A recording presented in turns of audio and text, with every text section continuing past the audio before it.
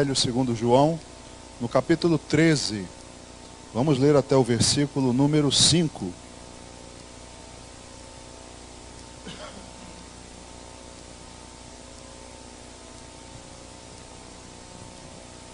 Evangelho segundo João, capítulo 13,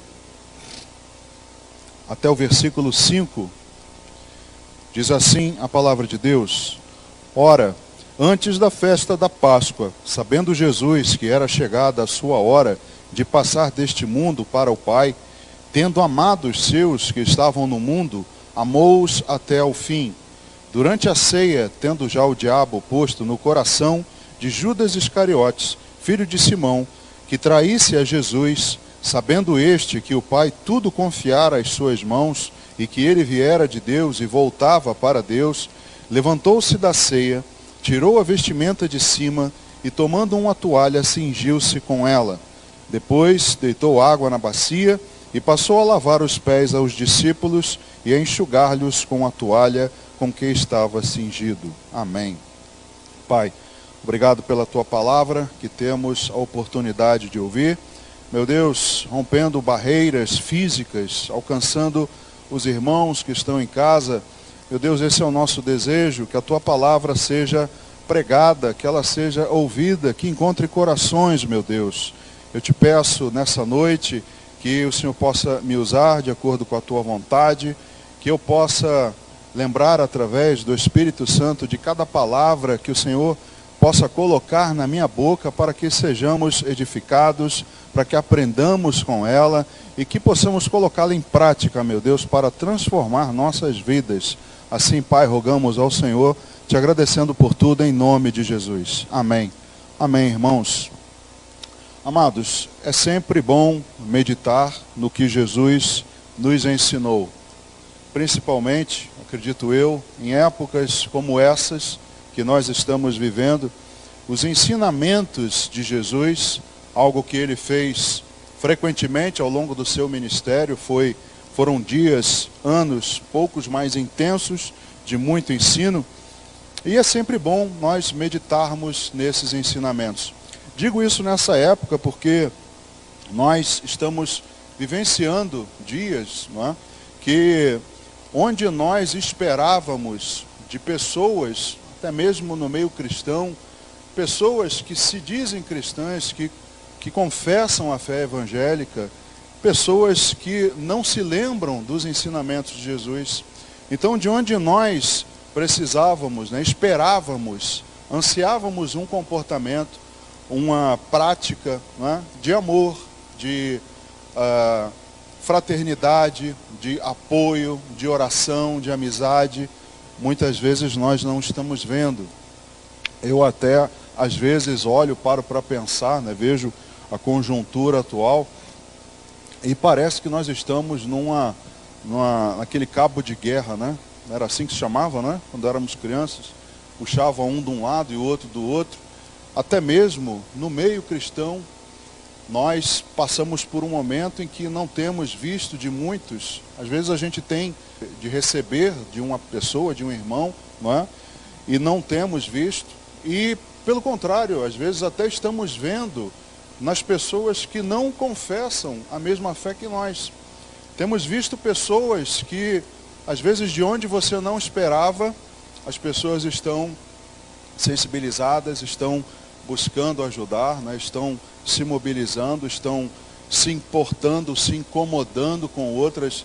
Então, são momentos em que eu percebo que os ensinamentos de Jesus estão fazendo falta vir à mente dos irmãos, E, mais uma vez, é uma época triste porque vamos vivenciar pessoas de que esperávamos que viessem esses ensinamentos, essas atitudes, não vão vir, e pessoas que você talvez não esperasse nunca que venham esses mesmos ensinamentos, porque o Senhor Jesus ensinou, as boas obras Deus preparou de antemão para que andássemos nelas, então elas estão aí. Mas é fato que sempre é bom nós meditarmos nos ensinamentos de Jesus. E aqui, no texto em que lemos, do que antecedeu a Páscoa, uma quinta-feira provavelmente, ou talvez não, muitos discutem isso, mas na última refeição, antes, né, da sua entrega, que Jesus seria crucificado, seria humilhado, né, espancado, açoitado. Momentos antes ele estava ali com os discípulos ceando e ele nesse momento continua ensinando. Irmãos, eu aqui vejo também para nós um ensinamento, né, vamos dizer assim. Porque Jesus estava ali, como nós mesmos lemos, nos últimos momentos. Ele sabia que estava prestes a ser entregue. Eram os últimos momentos de Jesus, mas ele estava ainda ali ensinando. E eu acredito que isso também acontece hoje. Você crê nisso? Eu acho que nós também estamos nos últimos momentos. Acho não, tenho certeza, tenho convicção que estamos nos últimos momentos. Só que para a volta do Senhor Jesus. Aqui era um contexto de que ele ia partir. Mas agora estamos nos últimos momentos da sua volta. E Jesus continua ensinando também. Então eu acredito, irmãos, que tanto lá, naquele momento, na ceia, como agora, com tudo o que acontece, eu acredito que o Senhor Jesus continua ensinando.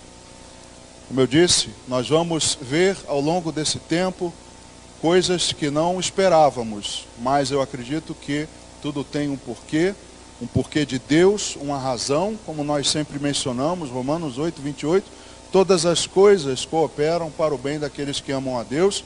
Eu creio que nós vamos passar por esses momentos, tirando lições e até mesmo confrontando nossa fé, até mesmo, né, aprendendo muitas coisas, mas Jesus ensina ainda hoje. E os seus ensinamentos, a sua palavra, o seu exemplo, são um pouco mais lembrados nas datas festivas. Não é? Parece que as pessoas ficam mais sensibilizadas quando se aproxima a Páscoa, a Sexta-feira Santa. Não é? Tem sempre aquele costume católico. Muitos aqui talvez em casa talvez tivessem esse costume. Não é? Na sexta-feira não come carne. Acho que até algumas sextas antes, né? Não come carne durante a quaresma, se não me engano. Eu não me lembro bem. Mas na sexta-feira que não se come carne, só peixe, as pessoas ficam mais sensíveis, né? Ficam mais com esse sentimento de fraternidade, se lembram da paixão de Cristo, sempre tem as encenações, agora não pode ter, mas sempre tínhamos encenações da paixão de Cristo, então as pessoas ficam mais sensibilizadas, então agora estão se lembrando mais desses ensinamentos, mas que não deveria ser assim, não é, irmãos? Nós deveríamos nos lembrar dos ensinamentos de Jesus durante toda a nossa vida. Principalmente nós que fazemos parte do corpo de Cristo, nos rendemos a Ele, nós precisamos nos lembrar de todos esses ensinamentos da sua palavra. O Senhor Jesus diz aqui nesse contexto que a sua palavra tem limpado os seus discípulos e continua limpando, não é? Então, nos lembramos mais dos ensinamentos de Jesus, e essa passagem que é bem conhecida, muitas culturas, né, que se dizem cristãs, denominações, os católicos, até mesmo alguns ramos protestantes, eles praticam. Alguns acreditam até que naquela época de Jesus, depois, né, da morte de Jesus, mas até mesmo anos depois, era uma prática, né, de se lavar os pés. Paulo, quando diz, se não me engano, a Timóteo, quando fala das qualificações das viúvas, né, uma delas é que tenha lavado os pés aos santos, né? A viúva que seja, né, cordata, que tenha bom testemunho, que lave os pés aos santos. Então, alguns acreditam que também era comum na igreja primitiva essa cerimônia de lavar os pés. Alguns mantêm essa cerimônia. Alguns hoje, irmãos, lavam os pés na cerimônia de casamento, né? Imagina, eu não sei o porquê, não vejo como encaixar isso numa cerimônia de casamento. Nós vamos ver aqui que, para mim, a cerimônia de lava-pés é também uma prefiguração do sacrifício de Jesus. Eu não sei se os noivos pensam que estão tomando um sacrifício, né? Eu vou me sacrificar, então vou lavar o pé dela e ela o meu também. Não sei. Mas é uma passagem bem conhecida e nos deixa ensinamentos impactantes de humildade e de amor. Isso que eu queria hoje, né, relembrar com os irmãos, rever esses ensinamentos que foram impactantes para eles lá naquele dia, naquele contexto, e para nós hoje ainda reverberam a humildade, o amor de Jesus, através não somente desses ensinamentos, mas de todos. E não adianta, irmãos, acharmos que a encenação basta, né? Como eu disse, tem alguns povos, algumas denominações que têm esse costume de lavar pés. Mas isso, irmãos, simplesmente por fazer como uma encenação, isso não basta. Isso não traz nenhum benefício. É como o batismo. O batismo como uma encenação, isso não basta, não é suficiente. Não lava ninguém, né? Não purifica ninguém. Eu, quando estava preparando a mensagem, eu me lembrei, né, os mais antigos aqui vão lembrar do Tim Tones, né, um personagem do Chico Anísio, né? Eu lembro de um episódio que ele, para dizer, né, que era uma pessoa humilde e amorosa, né, ele chamou uma criança, assim, eu vou acariciar essa criança.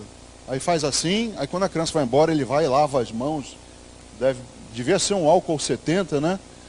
Álcool gel, limpar as mãos, limpei minhas mãos. Então não adianta a gente fazer uma cerimônia, chamarmos aqui os diáconos e os irmãos, lavarmos os pés uns dos outros, e depois no final, que nojo, vou me purificar, vou me botar numa banheira, encostei nesse pé fedorento, né?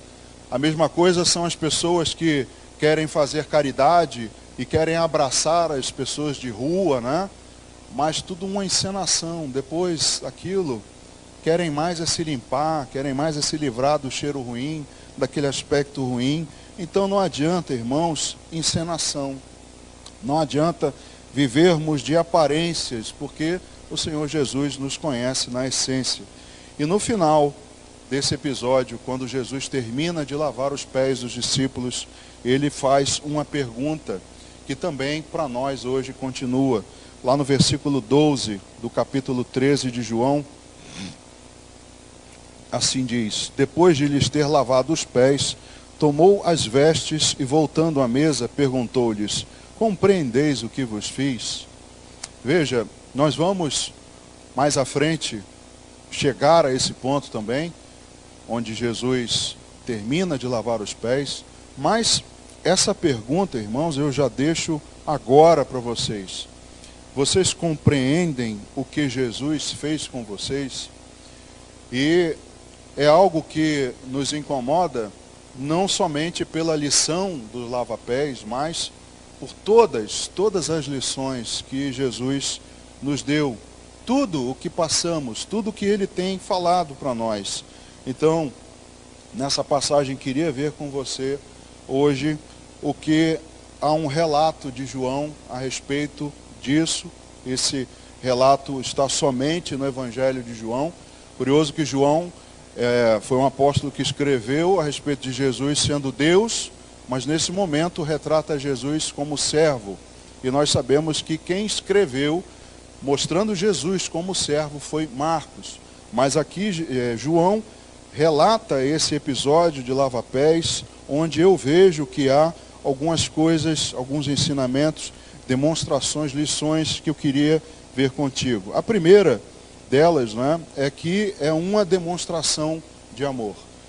A cerimônia de lava-pés é uma demonstração de amor. Aliás, não somente ela, mas todo o ministério de Jesus foi uma demonstração de amor.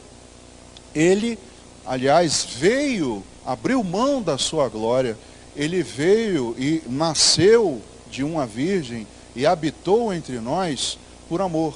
Desde o início, desde a concepção do plano de salvação, foi por amor. João 3,16, todos conhecem, né? Porque Deus amou o mundo de tal maneira que deu o seu Filho unigênito, para que todo mundo, todo aquele que nele crê não pereça, mas tenha a vida eterna. Então, versículo que todos conhecem de cor. Jesus, essência de amor, veio por amor, o seu ministério foi puro amor. E no capítulo 15 ainda de João, do versículo 12 ao 14, diz assim: o meu mandamento é este, que vos ameis uns aos outros, assim como eu vos amei. Ninguém tem maior amor do que este, de dar a própria vida em favor dos seus amigos. Vós sois meus amigos, se fazeis o que eu vos mando. Jesus aqui então, mais uma vez, dando um mandamento, de que nós devíamos nos amar como Ele nos amou. Veja aí o que eu disse, né, dessa manifestação de amor, agora nesse momento em que nós esperávamos solidariedade, né, de muita gente, mas nós vemos que não tem. De pessoas que a gente imaginava assim, poxa, vai me dar alguma coisa. Você vê que não, eu não deixo nada para você, eu quero tudo para mim. Se tiver 10 quilos de feijão no mercado, eu vou levar os 10 quilos para mim, porque eu não estou nem aí para você. As pessoas estão, né, se abastecendo e não pensam nos outros. Até nações estão fazendo isso. Aqueles que podem e têm condição de comprar equipamentos, eles não compram para dar para os outros, para ceder. Você que morra, problema seu. Eu quero toda a produção para abastecer o meu país, cuidar do meu sistema hospitalar. Mas espera aí, cadê o ensinamento de Jesus de que nós devíamos amar uns aos outros como Ele nos amou? Então, irmãos, nós vemos que essa demonstração de amor do Senhor Jesus nesse episódio nos incomoda até o dia de hoje. E o seu ensino é amar como Ele nos amou, e ninguém tem maior amor do que esse. Ninguém teria um amor como esse, de dar a sua própria vida em favor dos outros, em favor dos seus amigos, como Ele mesmo diz.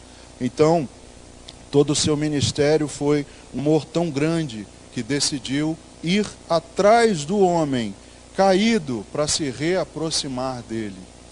Jesus, ele tomou essa decisão de estar entre nós, dar um passo em nossa direção. Nós que o abandonamos, mas ele que veio atrás de nós. Na primeira carta de João, no capítulo 2, versículo 2, já lemos esse versículo há um tempo atrás, mas é bom lembrar, primeira carta de João, capítulo 2, versículo 2, diz: e Ele é a propiciação pelos nossos pecados, e não somente pelos nossos próprios, mas ainda pelos do mundo inteiro.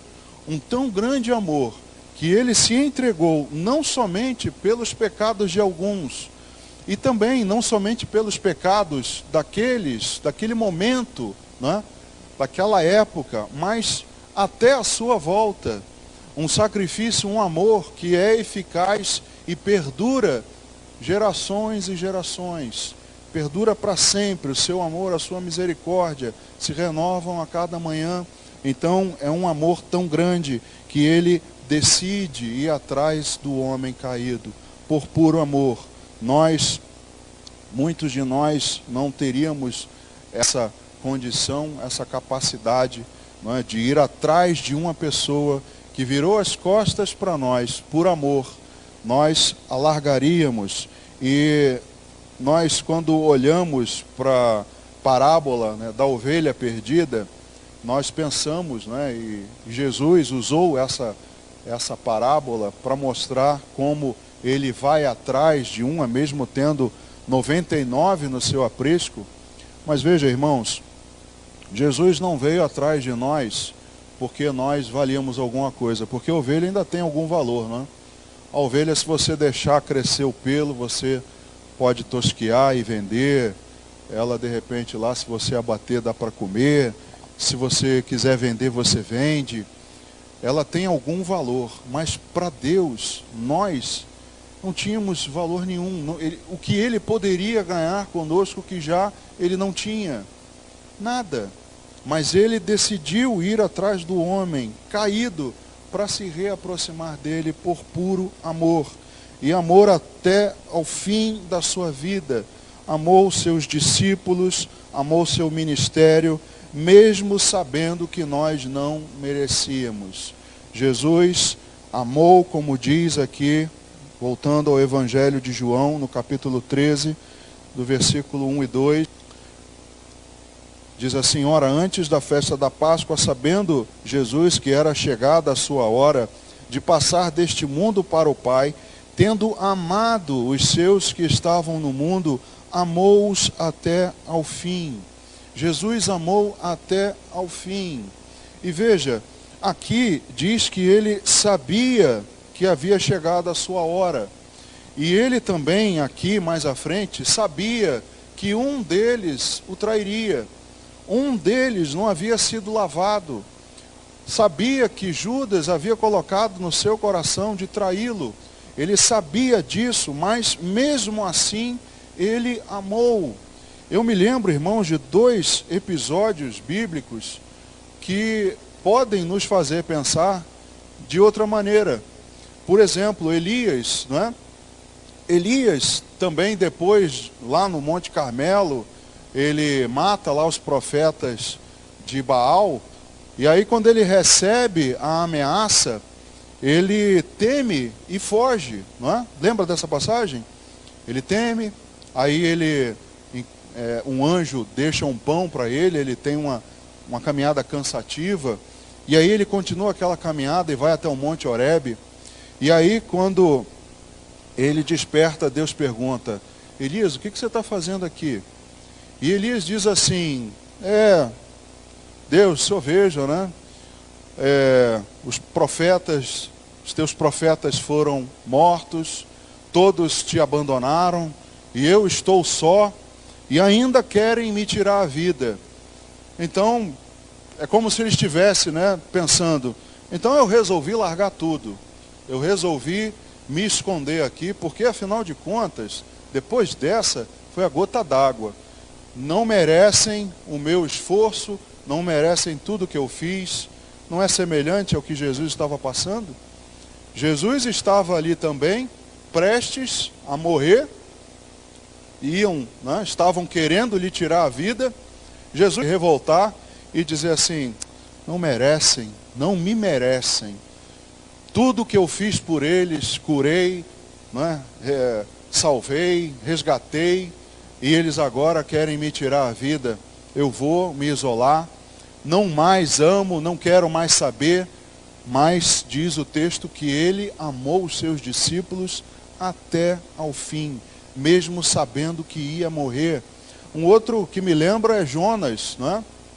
Jonas, depois que Nínive é salva pela pregação, ele também se volta contra Deus, e também se ira, né? Se revolta, e vai lá e fica debaixo de uma árvore, e reclama com Deus, né? O Senhor salvou esse bando de pecadores aí, isso aí não poderia, o meu ministério agora foi usado para esses pecadores, esses iníquos serem salvos, isso é um absurdo. Jonas também foi um que naquele momento se revoltou e talvez não tenha amado o seu ministério no momento, mas Jesus amou até ao fim. A carta de Paulo aos Romanos, no capítulo 5, versículo 8, diz assim: mas Deus prova o seu próprio amor para conosco, pelo fato de ter Cristo morrido por nós, sendo nós ainda pecadores. Poderia haver outros com um ministério parecido, que nesse momento, sabendo que queriam tirar a vida, se revoltasse, porque não são merecedores, porque são traíras, não é? Não é assim que pensamos? Me traíram, agora vocês vão ver uma coisa, também não sirvo mais, também não quero mais. Jesus amou aqueles homens, os seus discípulos, o seu ministério até ao fim da sua vida, e mesmo sabendo que não merecíamos, mesmo sabendo, irmãos, que não valíamos, mesmo sabendo por todos os outros que viriam a nascer, por mim e por você, que não merecíamos, mas Jesus nos amou. E nesse momento Jesus ensina. E ensinar também é uma demonstração de amor, não é? Eu não sei se você concorda com isso, mas eu acredito que para alguém desejar ensinar, essa pessoa tem que saber amar. Eu, particularmente, não consigo entender alguém que deseje ensinar e que odeie. Não consigo ver. Aliás, dizem que os professores trabalham por amor, né? No Brasil, então, nem se fala, porque por dinheiro está difícil, morre de fome.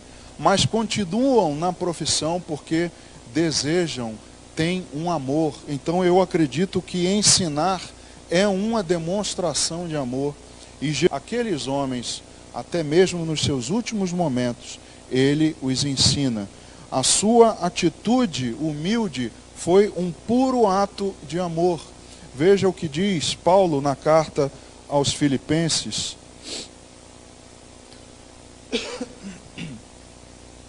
Carta de Paulo aos Filipenses, no capítulo 2, dos versículos 5 ao 8.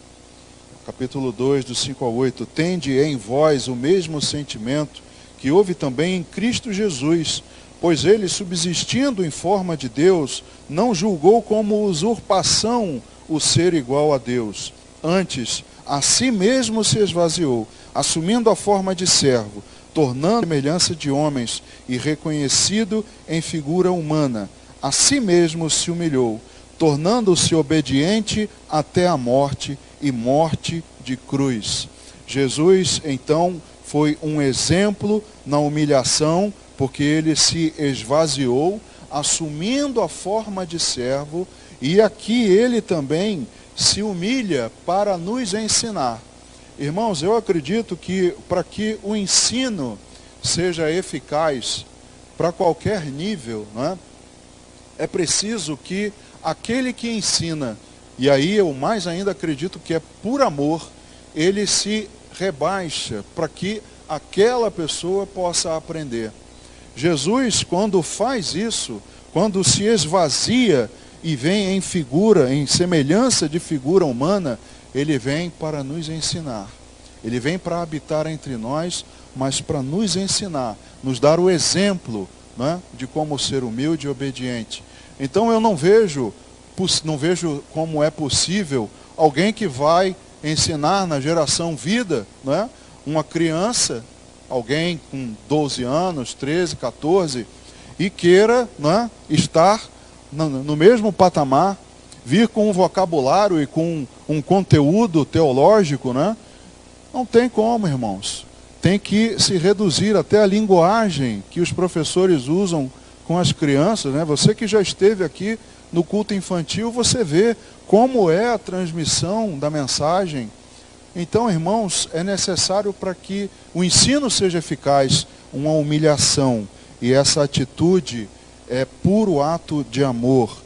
E não podia ser diferente, porque o puro amor é humilde. Concorda? Aquele que ama verdadeiramente é humilde. É por isso que Deus resiste ao soberbo. O soberbo tem dificuldade de amar. O que é humilde ama. E esse se aproxima de Deus. Deus tem dificuldade com o soberbo, por isso resiste a ele. E o próprio Senhor Jesus se mostrou, não é? Se identificou como uma pessoa humilde, quando ele lá no Evangelho de Mateus diz: vinde a mim, porque eu sou manso e humilde de coração. Então, o puro amor de Deus é a humildade. Veja a definição que todos conhecem muito bem, da primeira carta de Paulo aos Coríntios, no capítulo 13. Veja como Paulo define o amor. Primeira carta aos Coríntios, capítulo 13, versículos 4 e 5 apenas, diz: o amor é paciente, é benigno, O amor não arde em ciúmes, não se ufana, não se ensoberbece, né? É aquele que ele não quer crescer, não quer ser esnobe, ele não se ensoberbece, não se conduz inconvenientemente, não procura os seus interesses, não se exaspera, não se ressente do mal. É um amor humilde, o amor de Jesus é um amor humilde.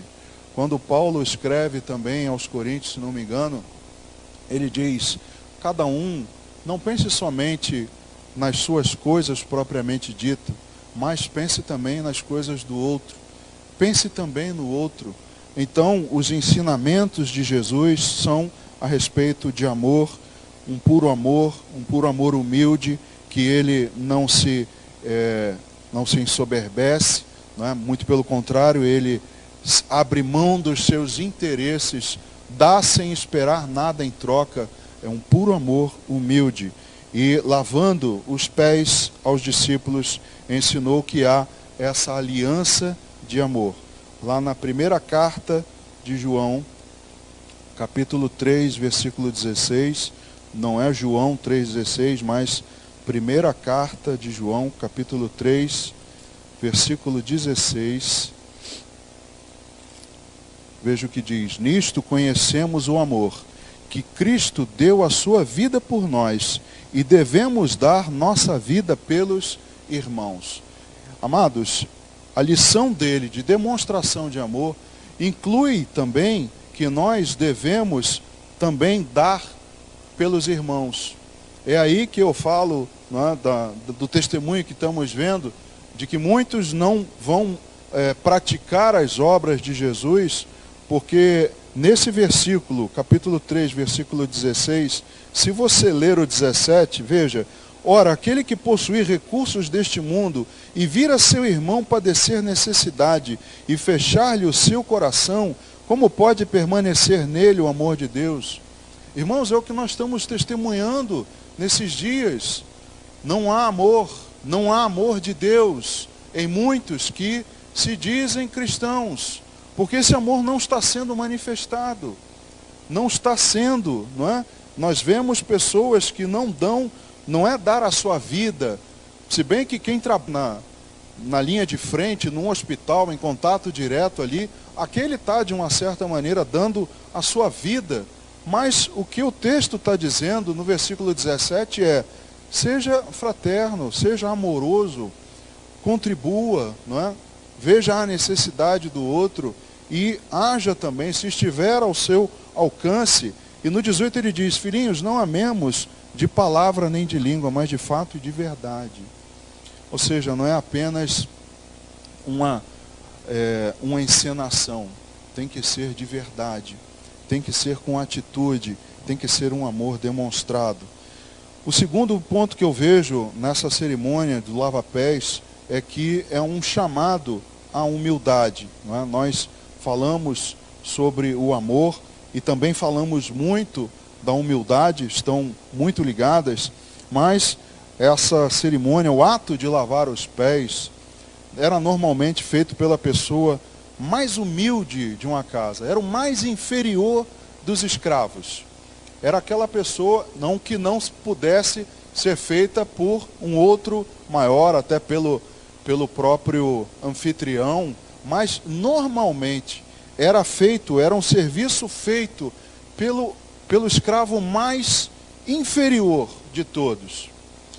E quando se tratava de casas judaicas, das casas dos judeus, ele era normalmente um gentio, porque nem os judeus faziam isso com eles.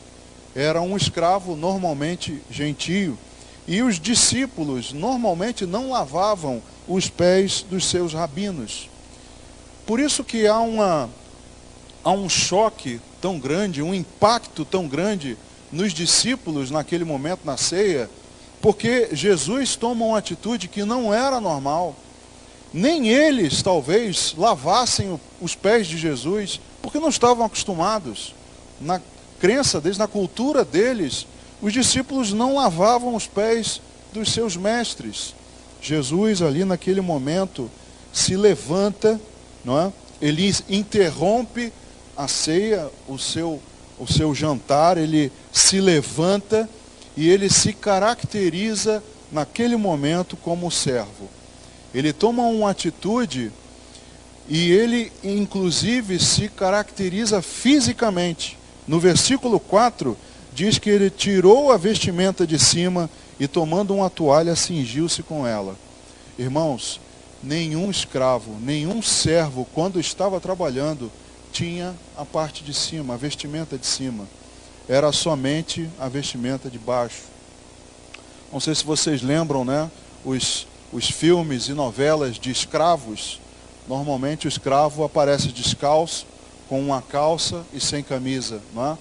Jesus, até nisso, ele se caracteriza naquele momento. O impacto foi tão grande que os discípulos ficam olhando para Jesus, e essa lição de humildade, não é somente para ensinar aos discípulos, mas é para impactar. É uma lição com impacto. É algo que vem com prática. Jesus ali, naquele momento, sem ninguém esperar, ele se levanta, tira a parte de cima da sua vestimenta, e ali, naquele momento, nos versículos 5 e 6, depois deitou água na bacia e passou a lavar os pés aos discípulos e a enxugar-lhes com a toalha com que estava cingido. Aproximou-se, pois, de Simão Pedro, e este lhe disse: Senhor, tu me lavas os pés a mim? Jesus, então, ali eles já estão espantados com a atitude de Jesus, e Jesus pega, coloca a água na bacia, e aí Pedro vem e diz assim: Senhor, o Senhor vai lavar o meu pé? Veja, Pedro já havia ficado constrangido num momento anterior, daquela pesca maravilhosa em que Jesus manda lançarem as redes. E aí Pedro se vira para Jesus e diz assim: Senhor, aparta-te de mim, porque eu sou pecador.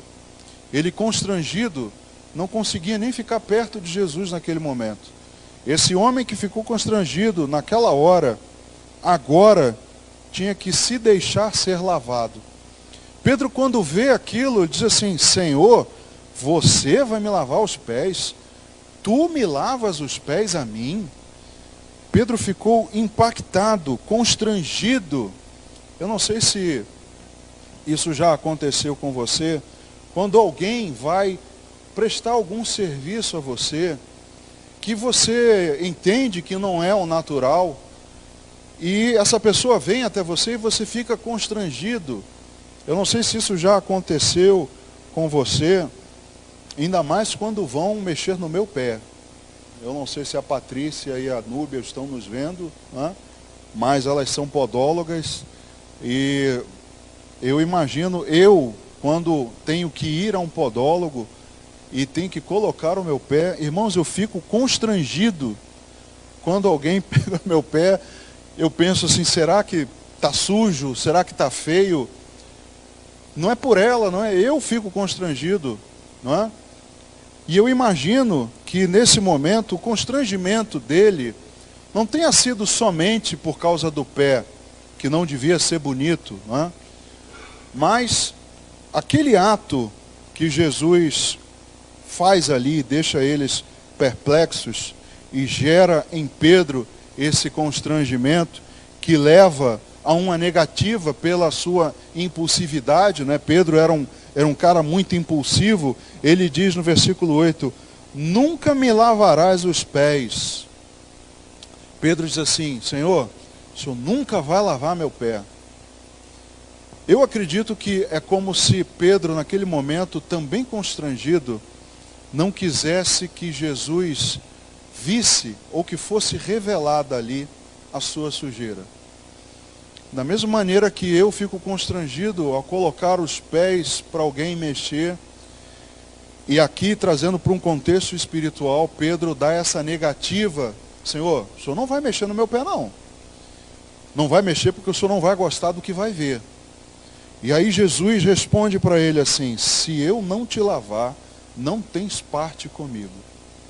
Veja a lição espiritual. Porque Jesus, naquele momento, deixa claro para ele: se eu não limpar você, você não tem parte comigo. E nós também nos chegamos ao Senhor Jesus constrangidos e também damos essa negativa a Ele de vez em quando. Não, Jesus, não limpa não. Não mexe a mão, não toca, porque o Senhor não vai gostar do que vai ver.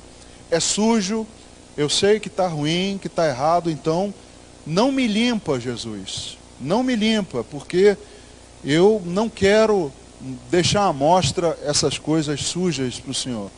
Mas Jesus deixa claro para eles: se eu não te lavar, não tens parte comigo. Jesus dá essa lição de humildade, e esse constrangimento gerado e a impulsividade de Pedro deixou evidente a sua negativa, mas por uma vontade humana, natural, de que eu não quero que Jesus veja os meus defeitos. Eu não quero que Jesus me limpe, porque eu não quero esconder dele aquilo que é feio em mim, aquilo que é sujo, aquilo que está até, às vezes, infectado, com pus, não é? Eu não quero que o Senhor veja, não quero colocar nas tuas mãos. Jesus, se afasta de mim, porque eu sou pecador. É como se Pedro estivesse novamente no barco dizendo: Senhor, se afasta de mim, porque eu sou pecador. E ele ensina então que a limpeza é para os que têm comunhão. Porque ele diz aqui que um deles não estava limpo. Um deles era traidor. Um deles não havia sido limpo. Então Jesus deixa claro nessa lição de humildade que a limpeza é para aqueles que têm comunhão com Ele. Por último, para a gente encerrar, é que é uma prefiguração do seu sacrifício, essa cerimônia, não é? Porque ele estava prestes a ser entregue, ele estava prestes a ser levado na mão dos verdugos, sofrer. E aqui no versículo 7, Jesus diz: respondeu-lhe Jesus: o que eu faço não sabes agora, compreendê-lo-ás depois. Jesus sabia do que estava, tanto que no versículo 1 ele reconhece que o seu tempo havia chegado, e esse momento era urgente, era necessário ele ensinar para todos os discípulos e para nós também, algo que não deve ser lembrado apenas uma vez por ano. Não é para ser lembrado apenas na quinta-feira, na sexta-feira santa, não é com uma encenação comendo peixe, não é isso. É algo que tem que ser lembrado, que Jesus nos lavou com o seu sangue. É isso que aquele ato para mim significa. Eu lavo vocês. Primeiro os discípulos já estavam limpos. Versículo 9 diz: então Pedro lhe pediu: Senhor, não somente os pés, mas também as mãos e a cabeça. Declarou-lhe Jesus: quem já se banhou não precisa de lavar, senão os pés. Quanto ao mais, está todo limpo. Ora, vós estáis limpos, mas não todos. Jesus sabia que havia um que não havia sido limpo pela sua palavra. Então Jesus ali estava prefigurando o seu sangue, que nos purificaria, lavaria todos nós de todo o pecado, e continua lavando até hoje. O sangue de Jesus continua sendo eficaz, mas o descrente não foi lavado. Versículo 11, pois ele sabia quem era o traidor. Foi por isso que disse: nem todos estáis limpos. Jesus sabia e queria mostrar naquela cerimônia que ele, somente ele, o seu sangue que viria a ser derramado, como ele diz a Pedro: você não compreende agora, mas você vai entender depois. O sangue que ele derramou nos purifica de todo pecado. Jesus deixa essa prefiguração do seu sacrifício, sabendo da traição, sabendo que havia alguém ali que iria entregá-lo, e ele ainda assim, nos versículos 15, 17 e 19, diz: porque eu vos dei o exemplo, para que como eu vos fiz, façais vós também. O 17, ora, se sabeis estas coisas, bem-aventurados sois, se as praticardes. E o 19, desde já vos digo, antes que aconteça, para que quando acontecer, creiais que eu sou. Porque ele sabia que estava para se cumprir a Escritura, não é? E diz, aquele que come do meu pão e levantou contra mim o seu calcanhar. Então ele já diz, antes que aconteça, já digo para vocês, para que quando vier a acontecer e está perto, que vocês creiam que eu sou. Eu sou o que purifica, o que perdoa os pecados, aquele que nos lava com o seu sangue, nos lavou e continua, como o texto diz, ele diz que aquele que já foi banhado, né? Pedro pergunta isso porque aqueles que não podiam tomar um banho completo, pelo menos lavavam as mãos e a cabeça, né? Espero que você não seja assim, que você tome banho, ainda mais agora que a higiene é importante, né? Mas tem aqueles que só lavam as mãos, o rosto, dão uma molhada no cabelo, né?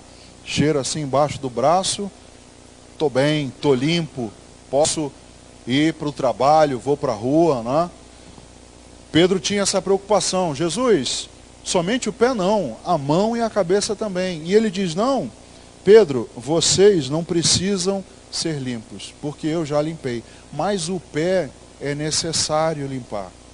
O pé é necessário diariamente. Todo dia nós sujamos os nossos pés, nós pecamos, embora o sangue de Jesus já tenha nos lavado e nos purificado por completo. Mas é necessário, não é? Que ele continue nos lavando diariamente. E é essa a lição que ele deixa na cerimônia do lava-pés. Mas, como eu disse, nessa noite, eu queria que os irmãos pensassem, os irmãos que estão em casa, as famílias reunidas, pensassem sobre a pergunta de Jesus. Ele pergunta, compreendeis o que vos fiz? Eu queria que você fizesse essa análise, não se atendo somente ao texto, vamos extrapolar um pouco, não somente no que o texto diz da lição de humildade e de amor, mas tudo o que Jesus tem feito e nos ensinado. Você tem compreendido o que ele fez contigo? Porque esse momento, esses dias, é quando muitos se lembram da paixão e no domingo de Páscoa, da sua ressurreição, mas de nada disso adianta se você não compreender o que Deus, o que ele, Jesus, fez contigo. Pense nisso, medita sobre essa pergunta. É um momento, irmãos, mais que propício para lembrar, não somente do lava-pés, mas de tudo que Jesus fez conosco. Nesses dias em que estamos vivendo privados de contato, não é? E aí eu fico pensando como é que deve ser num mosteiro. Antigamente eu pensava, né, que, poxa, quem se retira num mosteiro tem até uma boa intenção, né? Vou me separar para não me contaminar, vou poder meditar, né? Orar. Você tem feito isso? Você que está agora em casa nos assistindo, você tem feito isso? Porque o objetivo, né, dos monges era esse. E o que eu tenho ouvido e visto, né, é que as pessoas estão quase se matando dentro de casa. Já não estão mais, né, não se aguentam, né, brigam, não está dando mais para suportar. Eu imagino, irmão, se você estivesse num mosteiro então, será que os monges matam um ao outro? Será que eles saem no tapa? Será que eles dizem assim, olha, eu não aguento mais ficar aqui com você, nem meditando eu te aguento? Será, irmãos? Essas coisas são para a gente pensar. É um momento propício para meditação, para leitura. Leia a palavra de Deus, ouça através da internet as mensagens e pense no que Jesus fez contigo. Compreenda todas essas coisas. Amém? Vamos orar?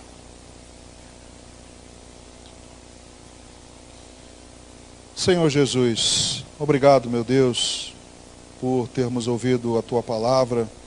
Obrigado, Senhor, por todos os Teus ensinamentos pelas lições que temos recebido em toda a nossa caminhada cristã.